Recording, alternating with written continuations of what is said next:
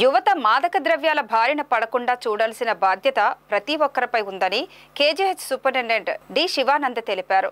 దేశంలో యువత డ్రగ్స్ కు విపరీతంగా బానిసలై హెచ్ఐవి, నరాల బలహీనత, డిప్రెషన్ల బారిన పడుతున్నారు. అటువంటి యువతలో మార్పును తీసుకురావడానికి విశాఖ గాజువాకలో మాదక ద్రవ్యాలను అరికట్టాలని పల్లా కార్తిక్ చారిటబుల్ ట్రస్ట్ ఆధ్వర్యంలో మాదక ద్రవ్యాల నిరోధక 3 కిలోమీటర్ల మారథాన్ను నిర్వహించారు. ఈ సందర్భంగా పల్లా కార్తిక్ మాట్లాడుతూ డ్రగ్స్ నివారణపై అందరికీ అవగాహన ఉండాలి. దేశంలో అత్యధిక శాతం యువత డ్రగ్స్ బానిసలై జీవితాన్ని నాశనం చేసుకుంటున్నారు.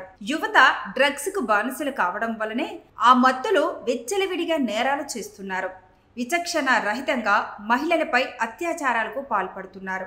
మత్తు పదార్థాలను తయారు చేసే వాళ్లను కఠినంగా శిక్షించాలని, యువత డ్రగ్స్ కు బానిసలు కాకుండా చూసుకోవాలి. పోలీసులు ఎంత నిఘా పెట్టినా సరే ప్రజల సహకారం కూడా ఉంటే మాదక ద్రవ్యాలను నిరోధించడం సాధ్యమవుతుందని తెలిపారు. మత్తు పదార్థాల వ్యసనాలకు అలవాటైన వారిని కాపాడేందుకు Palla Karthik charitable trust help line 9642721213 కు సమాచారం అందజేయాలంటూ తెలిపారు.